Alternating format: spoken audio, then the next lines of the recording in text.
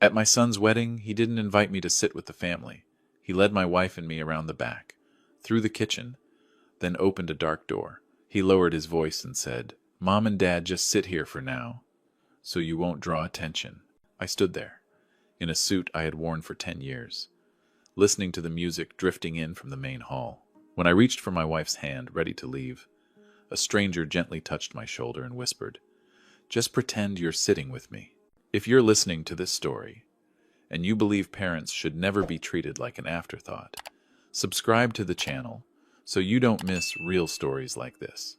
And leave a comment telling me where you're listening from, because right after this, I'll tell you what happened behind that dark door. I followed Brandon across the parking lot, where the sea breeze carried a faint smell of salt. This wasn't the main entrance. The main entrance was out front. Bright carpet, tall glass doors, men in tailored suits laughing and talking. My son didn't look that way. He walked faster, like he was afraid someone might notice we were together. He stopped beside a luxury car, parked close to the wall, and turned to me. His voice was low and clipped, the way he sounds when talking business. "Please understand, Dad. Most of my guests are people from my circle. You and Mom going through the main hall. It wouldn't be appropriate." I looked at my son's face. 30 years ago, that same face used to look up at me when I carried him into my carpentry shop, his little hand gripping my finger, scared of the sound of the saw. Today, his eyes avoided mine, as if I were something unnecessary. Melissa stood beside me. She didn't say a word. I knew her leg had been hurting for weeks. That morning, she had still walked slowly, just so I wouldn't worry. Brandon glanced down at his mother's worn shoes, and quickly seized on that excuse. "Mom's leg is hurting anyway. I've got a quieter place. You can sit there and watch the ceremony comfortably." He led us around to the back of the hotel. With every step, the light grew dimmer. The wedding music faded into a distant echo. At the end of the hallway, Brandon opened a metal door. Inside was a narrow room, low ceiling, cold, white lights. A few uniforms hung on hooks, a long bench against the wall, a small TV mounted high up, live streaming the ceremony from the main hall. "Just sit here for now. Staff still use this room. No one will bother you." He spoke quickly, like he didn't want to stay. I looked around. The smell of laundry and mild detergent. No windows, no flowers, no laughter. Just the image of my son on a screen, standing under bright lights, wearing a brand new suit. I knew he bought it with the first money he made from his company. Melissa sat down. She placed her hands on her knees and let out a quiet breath. I stood there for a moment, not because I was tired, but because I needed a few seconds to understand what was happening. I had thought, no matter what, today was his day. I didn't need a front row seat. I just never imagined I would be placed in a room where even the light wasn't meant for us. Through the slightly open door, I saw staff members walk past. They glanced in, then looked away, assuming we were hotel workers. I didn't correct them. Maybe, in my son's eyes, that was all we were. The ceremony began. On the screen, Brandon smiled brightly. He hugged Sloane's parents, calling them by affectionate names I had never heard him use with me. Melissa watched the screen, her eyes shimmering, but no tears fell. I knew she was wondering what she had done wrong. I thought about the suit I was wearing. I bought it 10 years ago, when Brandon said he needed money for a house down payment. I told myself an old suit was fine. I didn't need anything new. I just wanted my son to have a steadier life than I ever did. I never imagined that suit would become the reason I was hidden away. A little later, Sloane stepped into the room. She only needed more tissues. Her eyes swept over us, then stopped on Melissa, who had her head lowered. Melissa gently wiped her eyes. Sloane sighed, adjusted her dress, and said, not loudly, but clearly enough, "Please don't cry in here. I still have to be on camera later. People will see." Then she turned and left. The door closed. The room fell quiet again, except for the voices from the screen, and my wife's steady breathing. I placed my hand on her shoulder. She took my hand, softly but firmly. "I'm fine," she whispered. I knew she wasn't. I looked around one last time. This room wasn't for guests. It was for people who weren't meant to be seen. I understood that message very clearly. I bent down and told Melissa we should go home. No need to make a scene. No need to make anyone more uncomfortable. Just as I opened the door, a hotel manager stepped in front of us. He looked me up and down, suspicion in his eyes.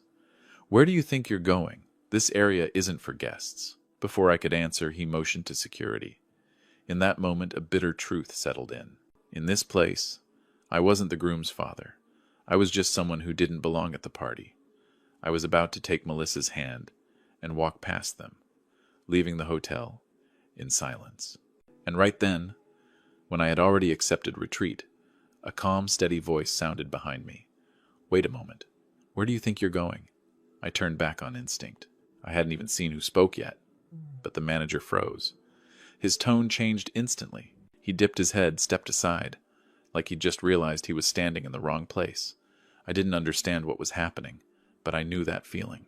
The feeling when authority enters a room without raising its voice. The man standing there wore simple, light-colored clothes, nothing flashy. Yet the way he stood made the space feel slower, quieter. His eyes moved over me, over Melissa, then paused on the room behind us. He didn't ask questions. He just looked, and for the first time that evening, I felt seen. "It's not comfortable in there," he said, calm and even. "This party is crowded. You shouldn't be in that place." The manager bowed deeper. I didn't know how to respond. I was used to staying quiet when pushed aside. I wasn't used to someone pulling me back.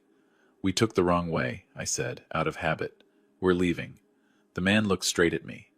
No pity, no curiosity, just a steady look, like he was weighing a very simple decision. "No," he said. "You haven't eaten yet." He turned to the manager and spoke a few short sentences. I couldn't hear them clearly, but I saw the change immediately. The manager nodded again and again, then waved the security away. The doors to the main hall opened in front of me, wide, bright enough that I had to squint. Music poured out, the clink of glasses, the scent of fresh flowers. I had been standing at the edge of this party all evening, and now I was being pulled straight into its center. We stepped inside. Melissa tightened her grip on my hand. I could feel her hesitation, the fear of stepping into a place that wasn't meant for her. I felt it too. But I didn't stop. I had stopped enough in my life. Guests turned to look. A few curious glances. A few uneasy ones. I saw Brandon across the room, smiling, wine glass in hand, standing beside Sloane. That smile vanished the moment he saw us. For a brief second I saw panic on my son's face. Not worry for us, but fear that the image he had built was starting to crack. The man led us to a large table near the center. A small sign stood on it, marked with investor names. I didn't understand every word, but I understood the position of that table. This wasn't a place you sat by mistake. "Sit," he said. "Here." Melissa hesitated. I pulled out her chair.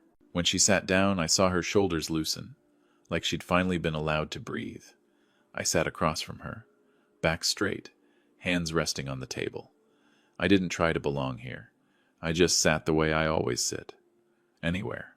Sloane reacted first. She leaned in and whispered something to Brandon.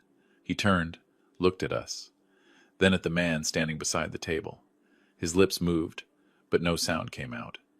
He took a step forward, then stopped. Like an invisible thread was holding him in place. The party continued, but its rhythm had changed. I caught fragments of whispers. I noticed people staring a little longer than necessary. I saw Sloane's parents looking over, their eyes measuring us. They didn't greet us. They didn't look away either. They were evaluating. The man sat down beside me. He looked toward the stage where the host was talking about the couple's love story, about a solid foundation, about a bright future. "That table," he said softly, without looking at me, "is walnut, hand-joined. No metal screws in the main joints." I turned to him. My heartbeat slowed. "You recognized it?" I asked. He nodded. "There are marks only the maker leaves behind." I looked down at my hands. Old calluses. Cracks time never erased. I had never thought anyone in this room would notice a table. On stage, Brandon was invited to speak. He took the microphone, drew a deep breath. I watched him, not as a guest, but as a father watching the man his son had chosen to become. He spoke about ambition, about entering a new world, about leaving behind things that were no longer suitable. He didn't look in our direction, but every word felt like a door quietly closing. I didn't interrupt. I didn't stand up.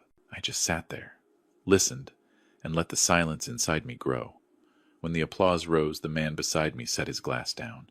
He turned to me, his expression calm, unchanged. Maybe he said, "It's time everyone in this room knows who built the table they're leaning on." I didn't answer right away. I looked toward the stage, where my son was bowing in thanks amid the applause. I knew this fragile calm was about to end. And this time, I wasn't the one being led out. The man beside me didn't say anything more. He simply stood up, straightened his chair, then leaned slightly toward me, his voice low enough that only I could hear. "There are evenings," he said, "when people need to sit in the right place, so things can return to where they truly belong." I didn't ask who he was. I've learned not to ask questions that don't need answers. I followed the direction of his hand. The center table. The one Brandon and Sloane had tried all evening to get close to, and had been politely turned away from every time. A table for people who don't need introductions. "Would you mind," he continued, "if tonight you just pretend you're sitting with me?" The words sounded casual, almost polite. But I knew this wasn't an ordinary invitation. I looked at Melissa. She looked back at me. Worry in her eyes, yes, but also something else. The exhaustion of someone who has endured enough. "If you're okay with it," she said softly. I nodded, not out of curiosity, not to prove anything. I just didn't want to leave again. We stood up. The man walked half a step ahead, never rushing us. As we crossed the open space between tables, I felt the silence spread. The music kept playing, but conversations faded. I heard chairs shift, whispers cut short. No one said it out loud, but everyone sensed something was drifting off script. The center table felt brighter, not because of the lights, but because the space around it was always kept clear. The man pulled out a chair for Melissa, then motioned for me to sit across from her. He sat down last, placed his hands on the table. Calm, as if this had always been the natural order. A server appeared instantly. Head bowed. No names asked. No confirmation needed. Water poured in silence. That's when I noticed the difference. No one here asked who we were. Brandon stood not far away. I saw him turn to Sloane, speaking quickly. She shook her head, lips pressed tight. Her parents glanced over, then turned away, as if they wanted no part of it. I didn't feel angry. I only felt the distance my son had built with his own hands. The man beside me glanced at my wrist. There was a small metal pin there, a wood chisel. I'd worn it since retirement. An old habit. Something I never thought anyone would notice. "You kept it," he said. I was surprised. "Kept what?" "The pin," he replied. "I've seen that mark on a few pieces. Not many, but enough to recognize it." I looked at him more carefully. An unfamiliar face, a voice without flair, eyes that never searched for attention. In that moment I understood why he could sit here, without anyone needing to know his name.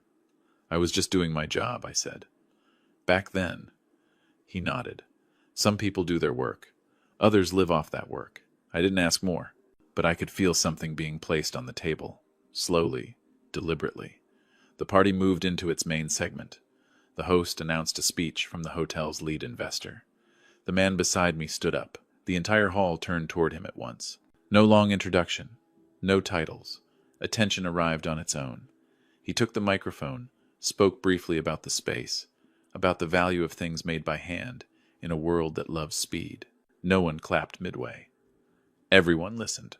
Then he turned toward me. That look didn't ask permission. It simply confirmed. "And before we continue," he said, "I'd like to invite someone up here. Not because he's famous, but because without him this room wouldn't stand the way it does today." I felt Melissa's hand tighten around mine. I stood up on instinct. Not because I wanted the stage, but because I knew that if I stayed seated, the story would no longer be mine. I walked up, step by step. The lights came down on me. I wasn't used to this brightness. I looked out over the hall. I saw Brandon. His face had gone pale. He shook his head ever so slightly, a belated plea. The man stood beside me, placed a hand on my shoulder. Not heavy, not forcing.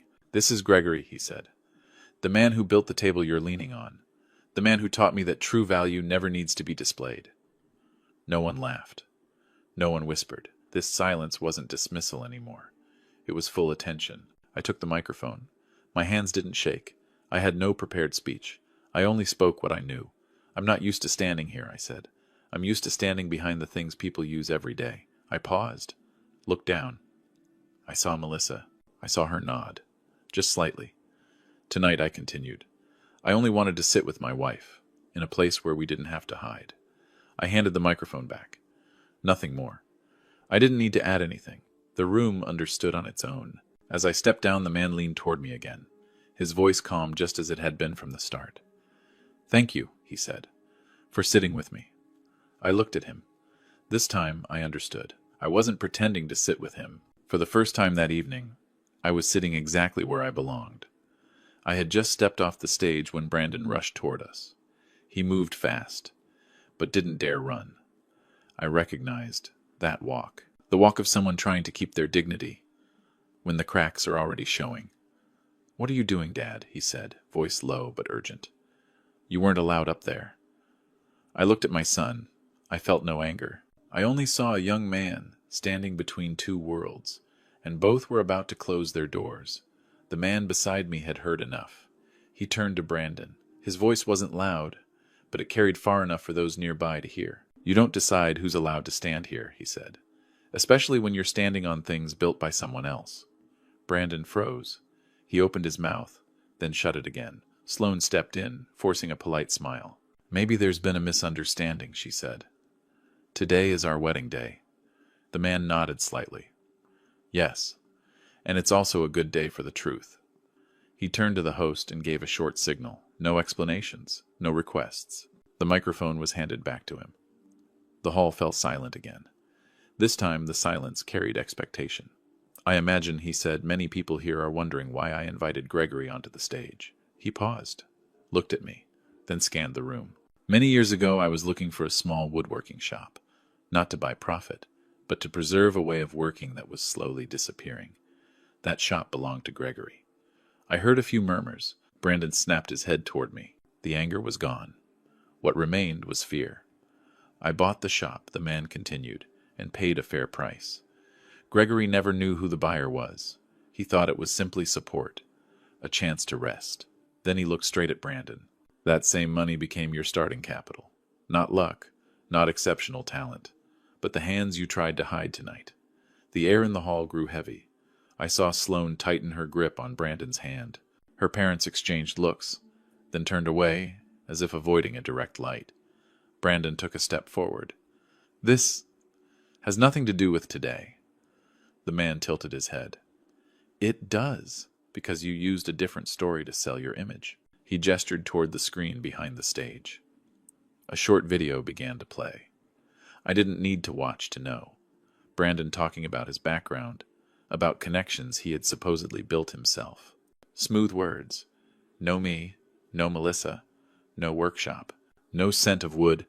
"I didn't come up here to embarrass anyone," the man said. "I only want to return things to their source." Brandon stepped back, half a pace. He turned to me, panic in his eyes. "Dad," he said. The first time he had called me that all evening. "Dad, say something." I stepped forward. I didn't need the microphone. I didn't need the stage. I reached into my inner pocket and took out an old watch. Scratched face, worn strap. I'd kept it for years, planning to give it to my son when the time felt right. I placed the watch on the table in front of Brandon. "I brought this," I said calmly. "I thought today was the day." Brandon stared at it. I saw his hands tremble. "But maybe," I continued, "you already have another world now. One that doesn't need your parents. No blame, no raised voice. Just the truth. Slow and clear. The way I measure wood before cutting. We don't belong here," I said. "And I don't want you to feel ashamed of us ever again." I turned to the man beside me. He gave a slight nod. "I'm withdrawing," he said, turning back to Brandon, "all investments connected to your company. Effective after tonight." No one breathed loudly. No applause. No sense of victory.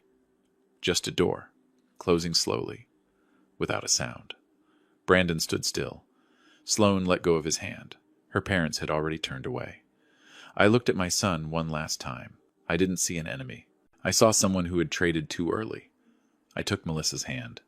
"Let's go home," I said. We walked out of the wedding hall without anyone stopping us. No suspicious looks. No whispers. Only the music behind us, fading with each step. Outside the sea, air felt cooler. Melissa let out a long breath, like she had just left a room without windows. I knew tonight hadn't ended everything, but one thing was clear. Once the truth is placed on the table, it doesn't need more words to stand on its own. 6 months have passed since that night. I didn't count the days, but I remember clearly the feeling when the hotel doors closed behind us. Not relief, just silence. A silence wide enough for Melissa and me to walk side by side again, without looking over our shoulders. In the days that followed, I didn't look for Brandon. I didn't avoid him either. I simply returned to my old rhythm, waking before the sun, making coffee for Melissa, sitting by the window listening to the sea breeze. Her leg slowly stopped hurting, not because of medicine, but because she no longer had to tense herself to stand in the right place. News reached us in very ordinary ways, not through the media, not from anyone who had been at the wedding.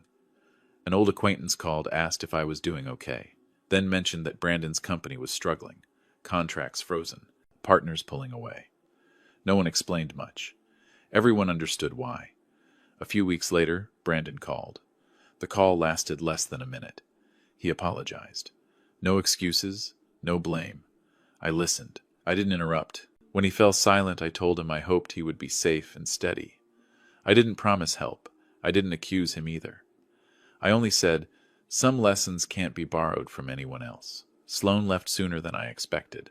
When the support disappeared, patience did too. I wasn't happy about it. I wasn't sad either. It only made one thing clearer.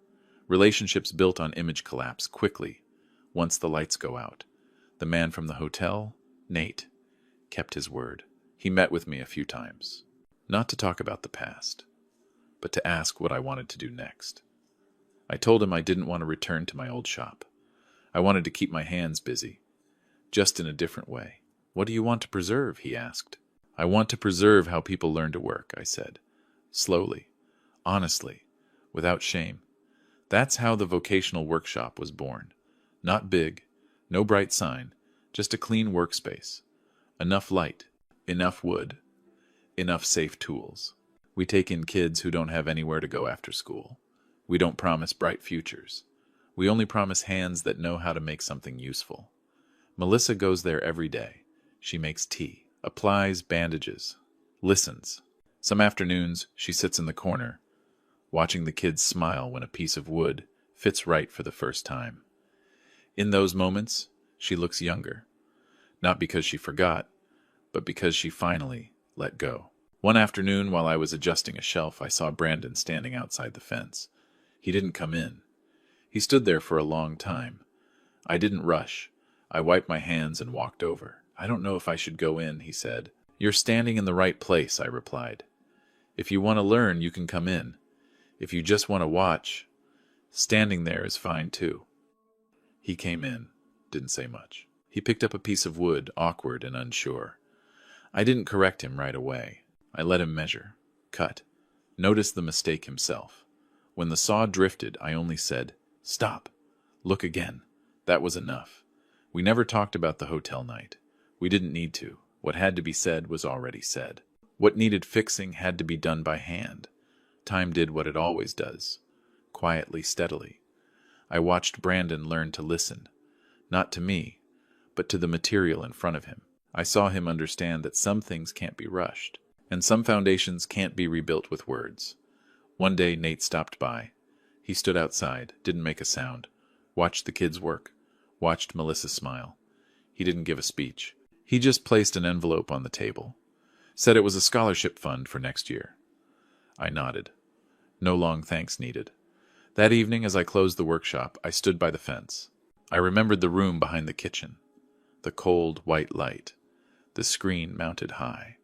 I remembered the feeling of being placed somewhere without windows. Then I looked back inside the shop, where light falls straight onto the workbench, where everyone stands equal before a piece of wood. That's when I understood the final truth of this story. It isn't about who lost what. It's about who managed to keep something. Wealth isn't a balance sheet. It's how you treat the people who laid your first bricks. And gratitude isn't something you say. It's something you do, again and again, even when no one is watching. If you ask me what I would do if I could go back to that night, My answer is simple. I would still hold my wife's hand, stand straight, and walk toward the light. Not to prove anything, but to remind myself, there are places you don't need permission to belong. If this story made you pause, even for a moment, please, subscribe, and share, so more people can hear stories like this. Your support helps real human stories continue to be told. The lesson I learned is simple. Never trade your roots for a temporary seat, and never look down on the hands that built the foundation of your life. Reputation can fade. Money can change owners, but how you treat your parents will stay with you for the rest of your life. Thank you for staying until the end, and for listening to my story.